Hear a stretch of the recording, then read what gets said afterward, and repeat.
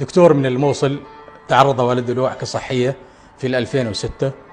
يقول فاضطريت أن أخرج بوالدي إلى دمشق، ولأول مرة أنا أخرج من العراق. فبعد أن أجروا الفحوصات لوالدي قالوا لابد من إجراء عملية سريعة ونحتاج إلى 5 قناني دم.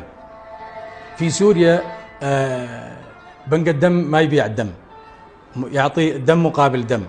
فيقول طلبوا مني قالوا لازم تجيب 5 قناني، نعطيك 5 قناني وتجيب مكان 5 قناني. يقول فاحترت أنا لا أعرف أحد ولا أعرف ماذا أتصرف. فيقول وقفت بالاستعلامات أتكلم مع أحد الموظفين عن كيفية مساعدتي للحصول على قناني الدم. يقول كان هناك رجل يقف إلى جانبي والتفت إلي وقال باللهجة العراقية أنت عراقي؟ قلت نعم عراقي. قال شنو مشكلتك؟ يقول فتكلمت بموضوع والدي. قال سهلة، لو تريد 50 بطل دم. فيقول ركبنا تاكسي وقال اطلع للسيدة زينب. جينا على قهوة، رواد القهوة عراقيين وصاحب القهوة عراقي، فوقف بالباب قال يا أهل الغيرة يا عراقيين يا أهل الغيرة هذا أخوكم عراقي أبوه بالمستشفى بصالة العمليات ومحتاج إلى 5 بطالة دم. يقول فهب جميع من في المقهى، وبعد ربع ساعة جاء باص 40 راكب واتجهنا إلى المستشفى.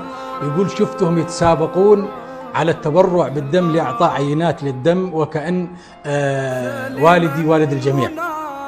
يقول فأنا جلست على الأرض أبكي على العراق، حزين وفرح بنفس اللحظة. هذا هو العراق.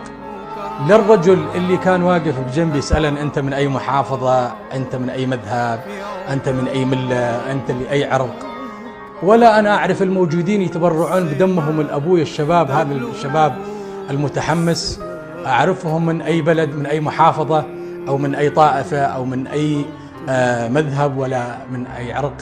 لكن الجميع نعرف أننا عراقيين. هذا هو الشعب العراقي، هذا هو العراق.